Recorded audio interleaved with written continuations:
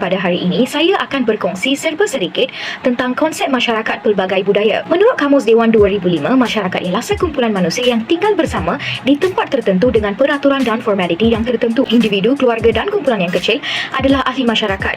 Berkaitan dengan Malaysia, hubungan harmoni antara keluarga etnik yang berbeza dapat membina masyarakat Malaysia yang kukuh. Masyarakat Malaysia sering disebut sebagai masyarakat majmuk yang terdiri daripada pelbagai kaum yang mengamalkan budaya, agama, bahasa dan adat resam dan gaya hidup masing-masing. Pada tahun 1948, ahli antropologi J.S. Furnivall pernah menulis dan menguraikan pandangannya tentang pluralism. Menurutnya, masyarakat majmuk merujuk kepada masyarakat berbilang etnik yang bercampur.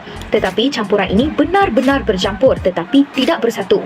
Setiap kumpulan mengamalkan agama dan adat resam, budaya, bahasa, kepercayaan dan cara hidup masing-masing. Masyarakat pluralistik ini juga wujud bersama tetapi terasing dari unit politik. Dari segi ekonomi, terdapat pembahagian pekerjaan berdasarkan kaum dan etnik.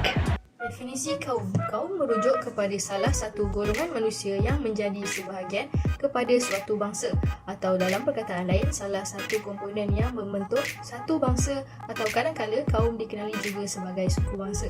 Contoh, suku kaum India dalam bangsa Malaysia, ataupun contoh lagi satu adalah kaum Melayu dalam bangsa Malaysia.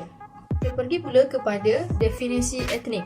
Etnik boleh didefinisikan sebagai kelompok manusia yang ditentukan melalui perbezaan ciri-ciri budaya seperti adat resam, pakaian, bahasa, kegiatan ekonomi dan sebagainya. Contohnya adalah etnik Kadazan Dusun, Bidayuh, Dayak dan etnik-etnik yang ada di Malaysia. Seterusnya, kesan kelebihan kewujudan pelbagai masyarakat kaum dan etnik di Malaysia ialah Malaysia merupakan sebuah negara yang unik. Ini kerana percatuman tanah Melayu, Sabah dan Sarawak sesungguhnya telah menyatupadukan seluruh bangsa dan kaum sehingga terbentuknya suatu budaya sangat unik di bawah satu payung. Malaysia antara negara yang sangat kaya dengan keunikan budaya, adat resam, kepercayaan dan gaya hidup.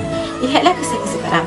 Ramai pelancong daripada luar negara tertarik melihat gaya hidup masyarakat yang mempunyai budaya yang unik ini.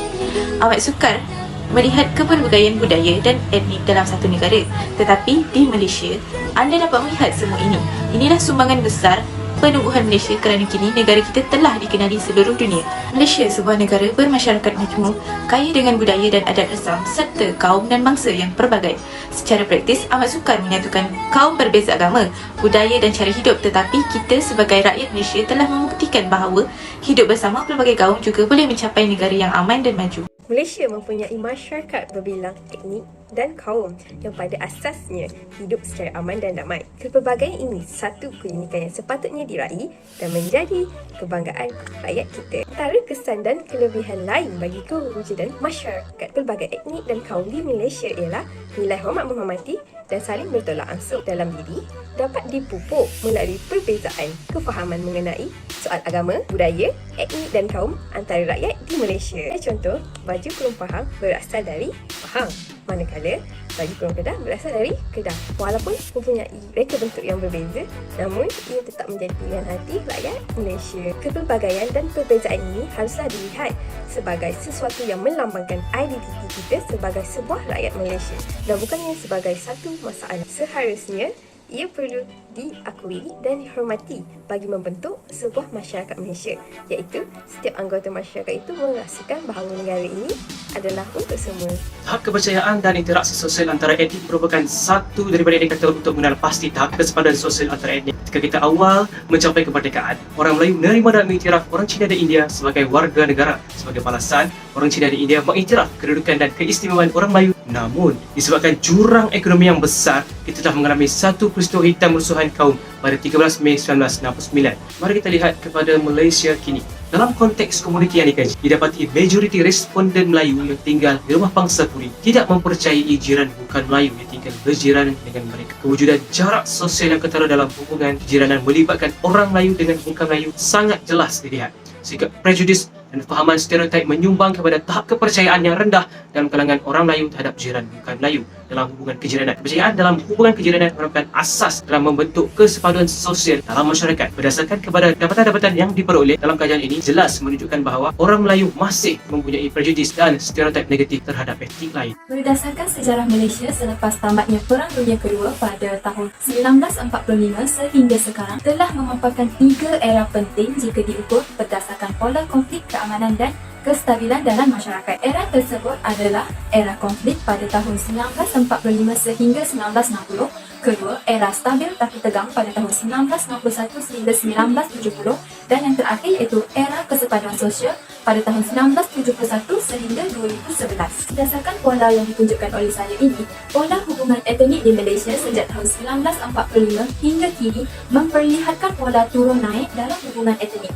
Tetapi pada akhirnya, keadaan di Malaysia adalah aman damai dengan hubungan etnik yang harmoni. Namun, pasti sekali-sekala akan tercetus konflik dan pertengkahan di antara etnik. Ternyata, jika dibandingkan dengan Sri Lanka, untuk tempoh yang sama, Malaysia telah menikmati lebih banyak waktu dalam keadaan aman dan stabil. Pada tempoh berkenaan pula, Sri Lanka telah menghadapi konflik etnik berdarah selama lebih daripada 20 tahun yang telah mengorbankan sejumlah 1,500 nyawa.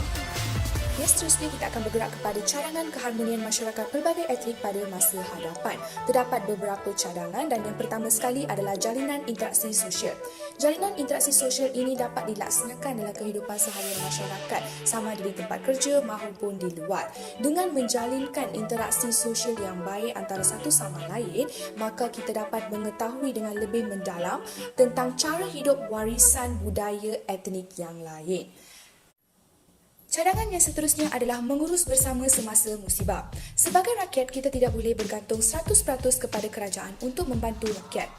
Seperti yang berlaku semasa pandemik COVID-19, wujudnya satu kempen yang dikenali sebagai kempen Bendera Putih yang bertujuan untuk membantu golongan yang terkesan akibat daripada pandemik, terutamanya bagi yang terputus bekalan makanan dan juga kepada mereka yang memerlukan bantuan segera. Keadaan ini menunjukkan sifat kemanusiaan yang terdapat dalam diri kita untuk membantu mereka yang memerlukan bantuan. Jadinya kita perlu ingat bahawa rakyat bantu rakyat. Seterusnya, kita dapat lihat pula cadangan yang dapat dilakukan bagi memupuk semangat antara etnik dan kaum di Malaysia, iaitu mempelbagaikan lagi pengajuran majlis rumah terbuka. Interaksi antara kaum dalam majlis sebegini dapat memperkasakan hubungan antara etnik dan kaum di Malaysia, memupuk semangat kerjasama dan saling bantu-membantu di antara satu sama lain. Seterusnya, kita lihat pula antara cadangan yang dapat dilakukan untuk masa hadapan adalah penerapan nilai-nilai budaya dan warisan dalam aktiviti harian pada masa akan datang. Negara kita yang terdiri daripada pelbagai kaum yang begitu makmur dapat merupakan satu manfaat yang diterima di negara kita, mengaplikasikan dan berkongsi budaya etnik dan kaum mereka itu sendiri dengan kaum yang lain dari aspek pemakanan, pemakaian dan peradaban. Tuntasnya, dengan adanya pelbagai cadangan yang dapat dilaksanakan pada masa hadapan akan memakmurkan lagi negara kita dengan pelbagai etnik dan kaum yang begitu menarik minat pelancong untuk datang ke Malaysia.